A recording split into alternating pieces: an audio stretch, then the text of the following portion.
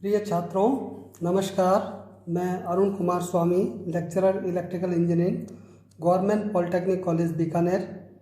ई lecture series में आपका पुनः एक बार स्वागत करता हूं। जैसा कि आपको मालूम ही है कि हम कोरोना संक्रमण के कारण घर से ई लेक्चर सीरीज़ का हमने आयोजन किया है। इसके अंतर्गत 11 लेक्चर मैंने अब तक अपलोड किए हैं और ये मेरा 12वां लेक्चर है, जो कि तृतीय वर्ष विद्युत का हमारा जो सब्जेक्ट है utilization of electrical power and electrical traction का जो है अध्याय संख्या 6 ट्रेन मूवमेंट का जो कि चैप्टर है, उस चैप्टर का सब टाइटल 6.5 जो है relation between the principal quantity in speed time curve presuming quadrilateral speed time curve. Quadrilateral speed time curve की परिकल्पना करते हुए उसकी विभिन्न प्रिंसिपल क्वांटिटीज़ की गणना हम किस प्रकार से करेंगे, इसका अध्ययन आज हम करने जा रहे हैं। तो कृपया ध्यान से सुने। ये लेक्चर मैंने आपके लिए तैयार किया है। लेक्चर तैयार करने में काफ़ी समय लगता है। अगर मैं लिख करके तैयार करता तो संभवतः 1 घंटे का समय आपको लग जाता और इतना बड़ा लेक्चर को अपलोड करने में बड़ी दिक्कत आती है। तो पहले मैंने ये लेक्चर आपके लिए तैयार किया है, अब मैं आपको इसको अच्छी तरह से समझा देता हूँ। तो जो प्रिंसिपल क्वांटिटी हम एज्यूम करते हैं, पहले हम उनके बारे में जानकारी प्राप्त करते हैं। तो पहली क्वांटिटी है अल्फा, यानी कि एक्सेलरेशन यानी कि त्वरण, जिसे हम किलोमीटर प्रति घंटा प्रति सेकंड में प्रदर्शित करते हैं। जैसा कि ये जो है हमारा क्वाड्रिलेटरल स्पीड टाइम कर्व है, इसमें ओ से लेकर के ए तक की जो अवधि है वो त्वरण काल कहलाती है, त्वरण कहलाता है, और इसे हम अल्फा से प्रदर्शित करते हैं, जो कि किलोमीटर प्रति घंटा प्रति सेकंड में दर्शाया जाता है। इसके पश्चात दूसरी यूनिट जो है, दूसरी को जो हमारी क्वांटिटी है वो है beta c, coasting retardation in kilometre प्रति पर आवर पर सेकेंड।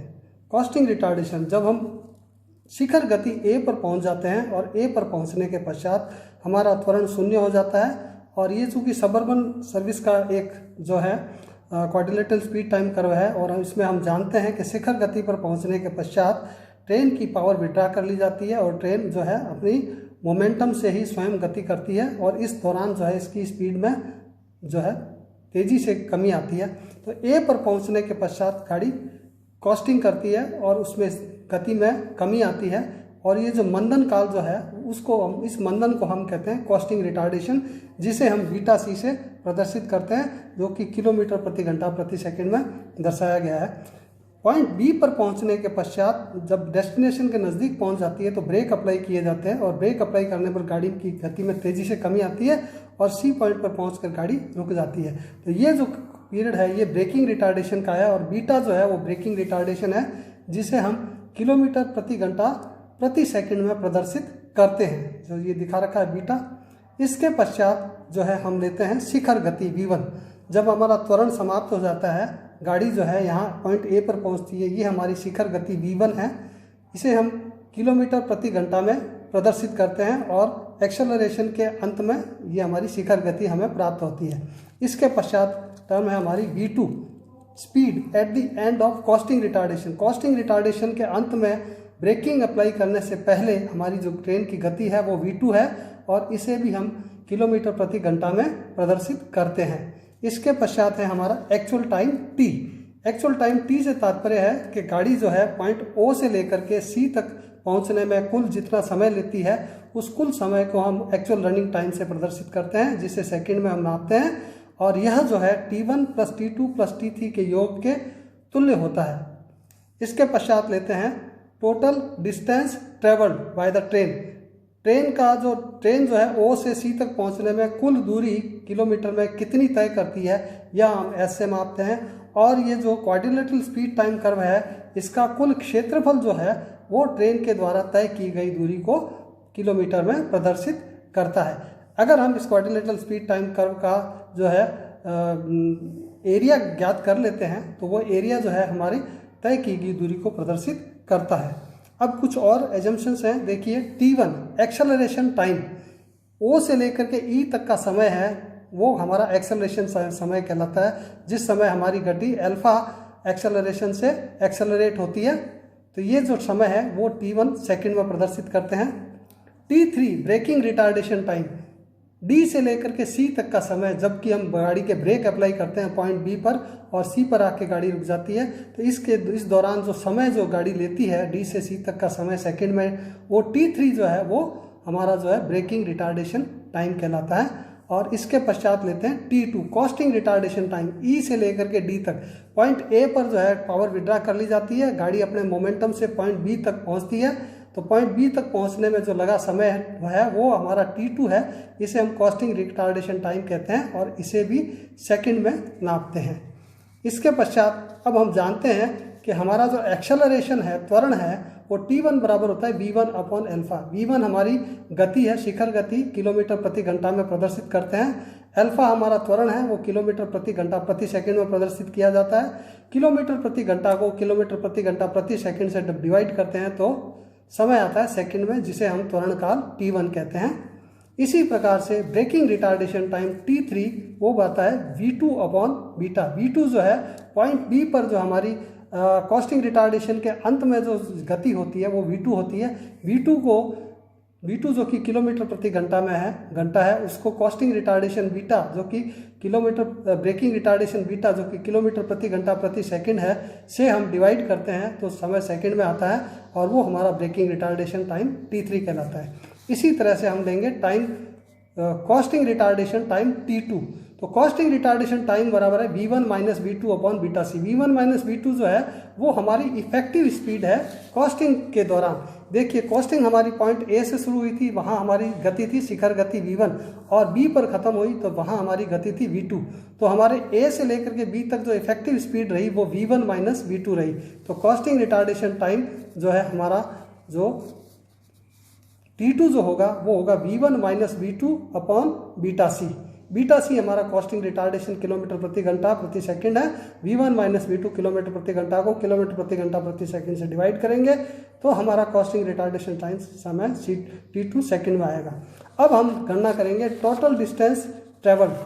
इस क्वाड्रिलेटरल स्पीड टाइम कर्व से ट्रेन ने कुल कितनी दूरी तय की है, इसकी गणना करने के लिए हमको जो है क्वाड्रिलेटरल स्पीड टाइम कर्व के क्षेत्रफल की गणना करनी होगी, जो क्षेत्रफल की गणना हम अगले पेज में निम्न प्रकार से करेंगे। ये देखिए, ये जो है इस जो क्वाड्रिलेटरल स्पीड टाइम कर्व है इसको हमने 3 भागों में बांटा है। पहला भाग है OAE, ये एक राइट एंगल ट्राइंगल है। दूसरा भाग एक चतुर्भुज है EABC BD और तीसरा भाग है एक राइट एंगल ट्राइंगल DBC। इन तीनों जो एरिया हैं, इन तीनों एरिया के क्षेत्रफल को अगर हम जोड़ लेते हैं तो हमारा जो क्वाड्रिलेटरल स्पीड टाइम कर्व है OABC का कुल क्षेत्रफल आ जाएगा।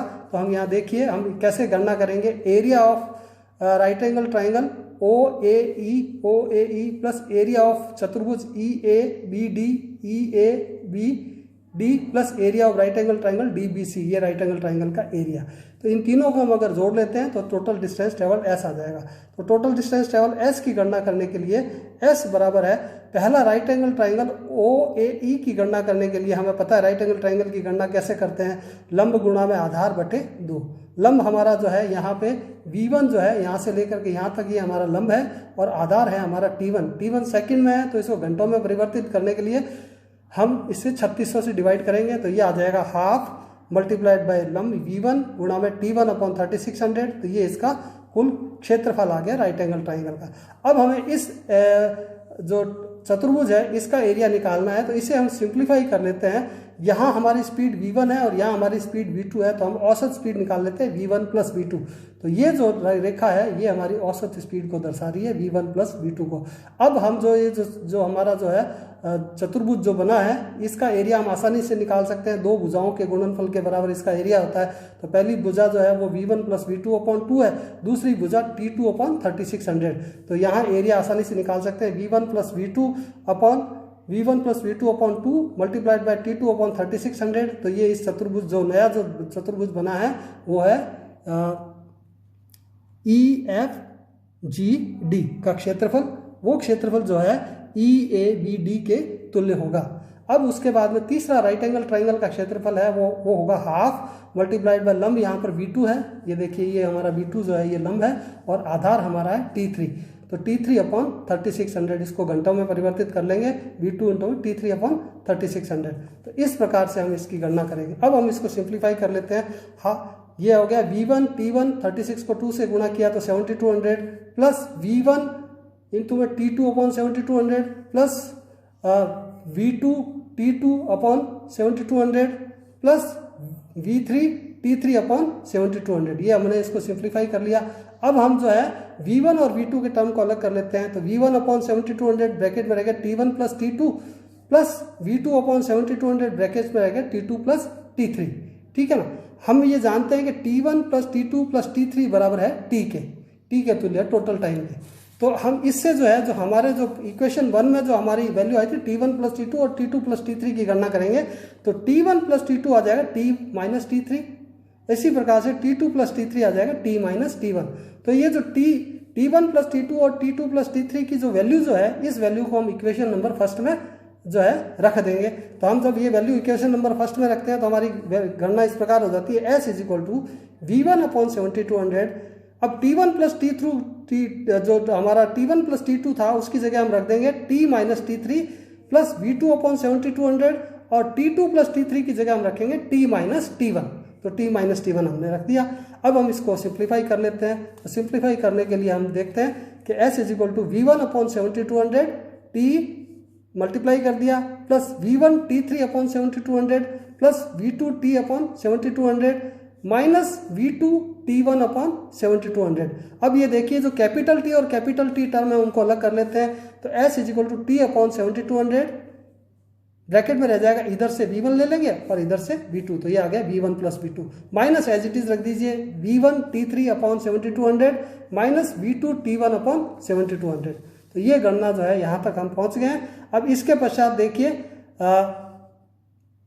V1, अब हम ये मालूम है कि T3 जो है वो हमारा समय है ब्रेकिंग रिटार्डेशन का। तो T3 की वैल्यू हमने पहले निकाली थी कि T3 बराबर होता है V2/बीटा और T1 का मतलब होता है V1/अल्फा। तो T3 की जगह हम रख देंगे V2/बीटा और T1 की जगह रख देंगे V1/अल्फा।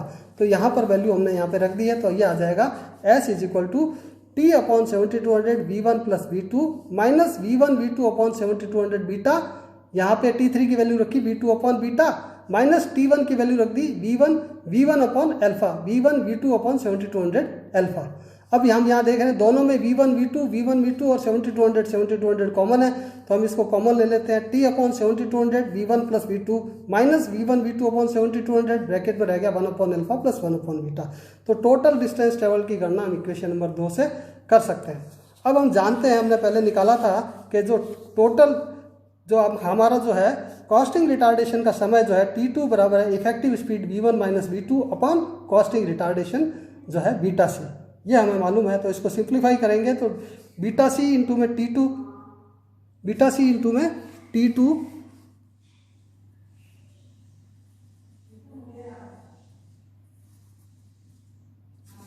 बीटा सी इंटू में T2 is equal to V1 minus V2।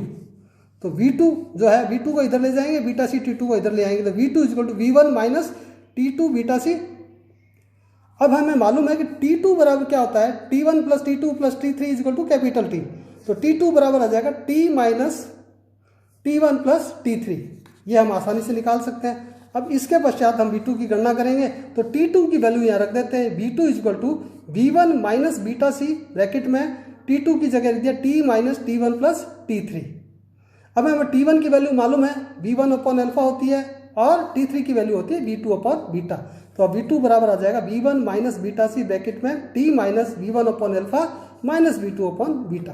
तो इसकी आगे गणना हम सिंप्लीफाई करेंगे किस प्रकार से देखिए। तो ये देखिए V2 बराबर जो है हमारा आ गया V2 is equal to V1 minus beta c T minus V1/अल्फा माइनस V2/बीटा। V2 बराबर इसको सिंप्लीफाई कर लीजिए तो V1 minus beta c T multiply कर दिया minus V1 beta c upon alpha plus V2 beta c upon beta. अब V1 और V2 की टर्म को अलग अलग कर लेते हैं। V2 की टर्म इधर ले आते हैं तो V2 माइनस, यहाँ प्लस था तो इधर माइनस आ जाएगा V2 beta c upon beta is equal to V1 plus V1। इधर ये देखिए V1 ये V1 है plus V1 beta c upon alpha minus beta c t as it is रह गया। अब यहाँ से V2 कॉमन ले लेंगे, यहाँ से V1 कॉमन ले लेंगे, तो V2 कॉमन लिया तो V2 1 minus beta c upon beta is equal to V1 bracket में 1 plus beta c upon alpha minus beta c t. अब जो है हम V2 की वैल्यू निकालना चाहते हैं, तो ये जो इसका मल्टीप्लाइंग फैक्टर जो है इसको हम राइट हैंड साइड में ले जाते हैं, तो ये डिनोमिनेटर बन जाता है। तो V2 बराबर हो गया V1 ब्रैकेट में 1 plus beta c upon alpha minus beta c t upon 1 minus beta c upon beta. तो इस तरह से जो है हम V2 की वैल्यू आसानी से गणना कर सकते हैं। तो छात्रों, आशा है आपके समझ में आया होगा। धन्यवाद।